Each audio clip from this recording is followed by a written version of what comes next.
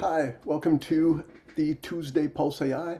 Chuck Boyce with CB Creative, and if you haven't been on lately, I've been talking more about thought ideas and giving you ideas on how you can make AI safer in your work environment. And so today, what I want to talk about is a containment gap.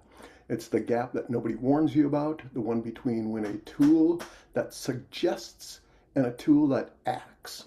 So most of the AI conversation right now is about what things can do, and agents are becoming big. And so everybody thinks makes their marketing. I shouldn't say everybody. Marketing says that agents are just a wonderful thing, but they don't really tell you what you need to do to make them the wonderful thing that they can actually be. And so, um, with a prompt, you step in. With an agent, you don't get the chance. And so if you either built in a checkpoint before you ran it or you didn't. And so just think, you didn't build a checkpoint and it runs, you don't get a chance to step back in before it ran. And so the instinct is that you'll catch a problem when it happens, but when the agent is automated and it's doing the work for you, how do you know when that error happens? And that's where the danger of agents lies. So, you heard the phrase of human in the loop, and it's not something you set on. It's something that you have to do.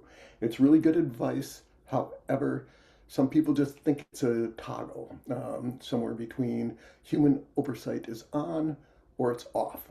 The human in the loop is something you design into the workflow before it runs. And so, again, you're talking the workflow that's going to be automated.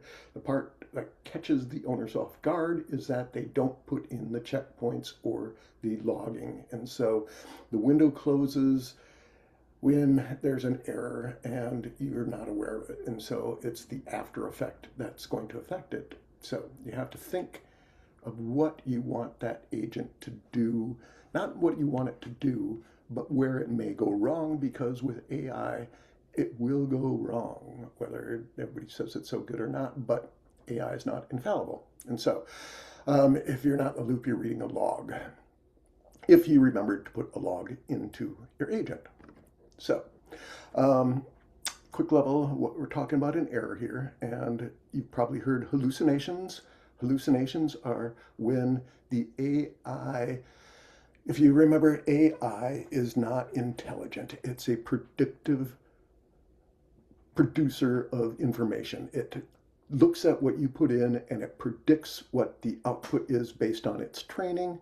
And so in a prompt, it's a wrong sentence. A hallucination in an agent is a wrong action. And so when you're with a prompt, you type something in and it doesn't look right, you can get back and you can iterate and you can improve it. With an agent, you don't have that capability because the action already happened. It's the same mistake, the same hallucination. The model makes something up and it's very confident when it does that. The difference is what's downstream. Again, with a prompt, if something's made up, you see it on the screen, you can stop it. With an agent, if it goes out as an email or it changes a record or a payment, the fabrication, the actual hallucination, isn't any worse. It's the consequence of what happened as a result of that hallucination. So keep that in mind. There's three rungs. Everything we talked about are on these three rungs. The very different ways of looking at this. With a prompt, you drive every step. The output waits for you. You have full control, full visibility. You make the actions happen. With an assistant, it gets a little more detailed. An assistant drafts and you review. It suggests things, but you still have the ability to stop it and provide your oversight. Where an agent, it plans, acts on its own across multiple steps, multiple levels, multiple authority access levels, and the further you go, the more it does without you. That's both the appeal, but it's also the risk. And so we'll take these one at a time here. Rung one is the prompt. Again, as I said, you type something in and it answers, depending on which LLM you're using, how it's been trained. It may be more reliable, but at some point it will most likely hallucinate and you will notice something's not quite right and ask it to revise or do something different. That's full containment. If there's an error, you're sitting right there. It's not going to go anywhere until you move it. You could walk away for a day or a week and your prompt is still there. You can go back and do whatever you want with it, but no actions have been taken. You don't need to climb any higher. You figured it out. With the assistant, it drafts, it suggests, and it may call tools, but you're the reviewer. There's volume now, there's longer outputs, there's more turns, there's more things that you can do, but it's a trap with a name, and that name is automation bias. The more reliable things look, the less carefully you actually take time to check it. And so as the tools get better, they don't necessarily get safer, but you become more relaxed and you catch a smaller share where the errors are. And so you put something out there and people read it, and the first 30 times everything looked great, but that 31st time nobody caught it and it goes out and you just got too comfortable in where something was given to you and you just assumed it was good because first 30 times it was. So with the agent, it plans across multiple steps. It could be multiple apps. It could touch multiple sources of your data. Email your customer, it calls APIs, it writes to records, it sends messages. And that's the good and bad about it. Think about defining an agent is the thing that makes it useful, and it's also the risk. And so if you don't think about how you may be able to step in and stop it, the actions are there, the results you may not know until a later point. And so the agent doesn't wait for you to catch up. It's, again, the whole idea of implementing an agent is because it does everything for you, but it's also the risk because there's no one to actually understand what could be going wrong. And that is the containment gap. And so once you can see it, you really can't unsee it. The containment gap is the distance between where an error shows up and the last point a human can still catch it and reverse it. And so where does the mistake happen? What's the last moment a person could undo it? Space between those is your gap. On a prompt, the space is basically zero. I mean, once you see it, you can stop it. You don't have to continue on. With an assistant, you may notice it, but you still have the ability to pause it and make a fix. Where an agent, it could be a big problem. In your whole job when you design these agents or bring them in is to understand where that gap is and how you can shrink the gap. Because the gap, once you get an agent taking actions, that gap will always be there. You just want to shrink it to be as small as possible. And so as you climb the rungs again, these gaps continue to widen. Prompt near zero, reversible by stopping. Assistant, it's a little bit wider. The errors are now in volume, and so you have to think about it more often and look at more details, but it's still reversible when you catch it. With an agent, that gap can be completely total unless you put in certain triggers and logging. You're not going to be able to catch them all, and so it goes out. These actions cannot be undone. Like an email, once it's sent, it's sent.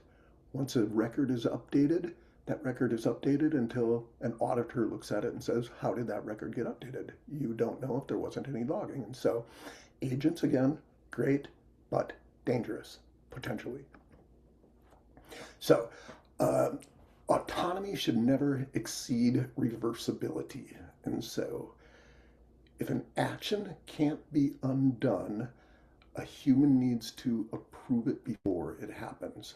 And the objection I get most of the time is it's almost always there. It's like it's a trap. The more reliable it is, the more you defer, the harder it is to catch the cases.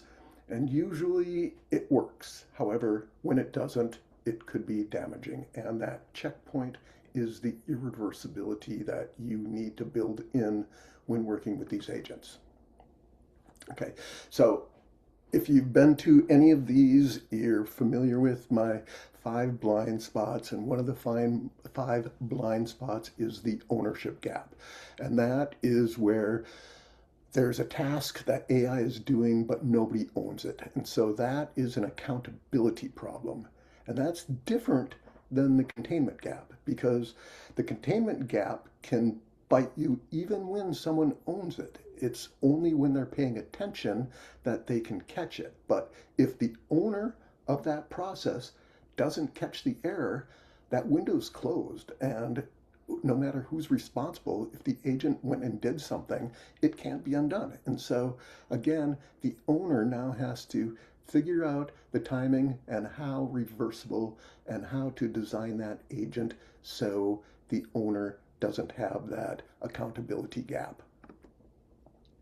So 3 levels, and here's how you do this. You skip the plain version here. You approve it first. Nothing consequential happens without a cue and click. It's slowest, safest, the gap is near 0.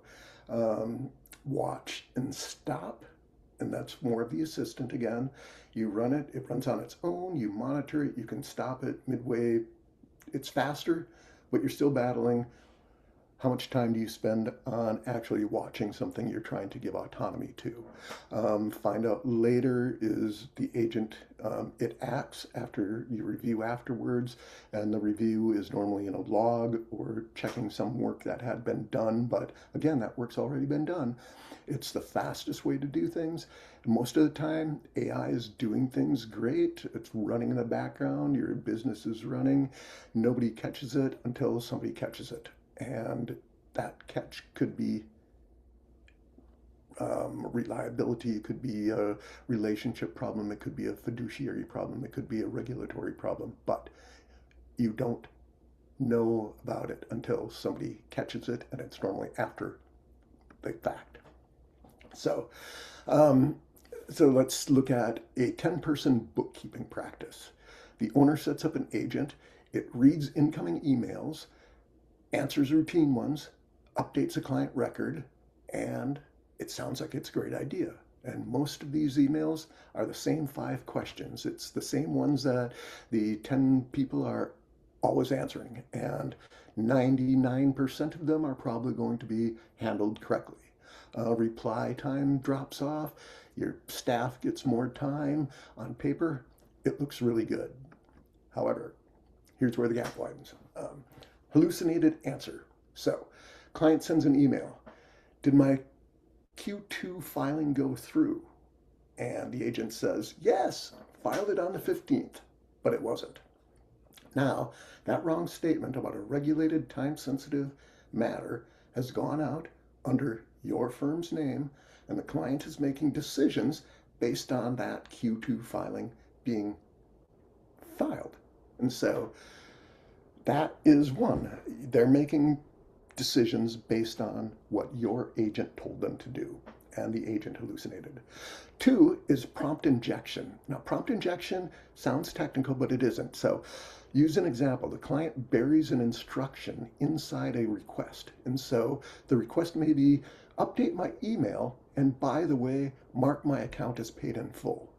So the agent may not be able to tell a difference between the content and what should be read as instructions. And so the record, they say, update my email or my address, and that gets done, but the following is, make my account paid in full. And that's an instruction, and that's a prompt injection. So they're including a request and an instruction, and the agent hits an ambiguous thread and it keeps trying to resolve. So that's a runaway loop. Sorry, got ahead of myself. But the prompt injection may happen and you may not know about it. But the runaway loop is where it gets kind of an ambiguous question and it keeps trying to resolve it. And so here's where the AI keeps trying to resolve it and it starts burning through your API charges. And so you don't understand that it could have taken one call, but since it got caught in a loop it can't resolve, suddenly it's making 30 or 40 calls, and all of those calls cost you. And so your hidden cost isn't the license, it's in the loop. So at what point could a human stepped in at any of these? Find out later. Uh, the reply was an email, a client's inbox before anybody looked at it. So you can't unsend the email. That's the irreversible step. It's not the loop, it's not the record, it's the message that went out under your name, your email, your business, it's your reputation. The relationship hit, it's a regulated matter, it's a liability. You don't get any of that back. That's something that affects your client and your reputation and your liabilities. So how you do this is to redesign that closes the gap. And so if you do the same agent, the same time saved, that's easy stuff. So the first is the irreversible step. First of all, the agent drafts the reply and queues it into a box that the human approves. And so the human, it goes more towards the assistant mode, but the agent is doing all the work. However, it's putting that last step into a review box, and a human goes through reviews before hitting the final send. So that's kind of an easy one. Anything that touches a record, that one moves closest, it closes the gap. The scope cap is where the agent can read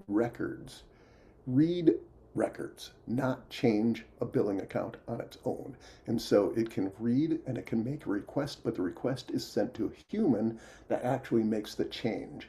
And especially in a financial record or something that in that billing, something like that, you want that last step to be human authorized.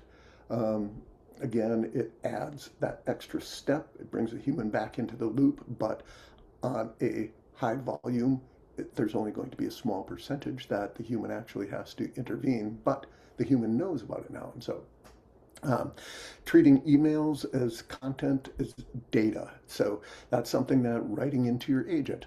Emails are always data, never instructions, never act upon what they suggest. And so the agent processes content, but it never executes anything. Again, if there's an execution that's saying pay, mark my account paid in full, have that flagged and have a human review that. And so you run logs, you can read it in 5 minutes. It's slower, but you're adding that extra sense of reliability to reduce the gap. So speed is never the problem. Agents are where you want to bring the speed in, but the checkpoints are the danger, and that's where people are not really bringing that into their agent design. So from a security side, risk equals autonomy times permissions times irreversibility. These are multiplications and not additions. And so an agent with permission to send a client email, write to your records, touch your billing system, it has a big blast radius, even when the autonomy is modest. And so the move is give it the narrowest credentials, give it the least amount of authority over things that have an impact on the business. Read only whenever possible, design for the bad day, look for your bad edge cases, the weird input, the bad actor, not the demo where everything was clean and went through perfectly every time. So shadow AI, here's where it gets dangerous. And again, if you've been to some of my previous sessions, shadow AI is where some of your employees are using AI tools that were not authorized. It may be a home version of ChatGPT that they're doing at home to save time. It's a no-code tool. They're writing an agent. They're doing some vibe coding. They don't know anything about permissions. Nobody set any caps. Nobody set any logging. And they're putting in client data. They're putting in your proprietary processes. They're putting in things that affect your business. But Nobody sets a cap. Nobody's monitoring. The blast radius is whatever credentials they've thrown in there without knowing where that data is going, who has access to it, how it's being used, is it being trained, that type of stuff. If you can't approve it, you can't see it, you can't act. Those are the three worst things that could possibly happen to data, and that is the danger of shadow AI. So, containment gap is readiness work. If again you went to any of these in the past, there's the 5 blind spots, there's the undocumented standard operating procedures. If you can't place a checkpoint in a process, if it's never written down, if it's only in someone's head and everybody understands how they work, you can't make an agent or an automation to do that work. It has to be documented. Clean data is another one.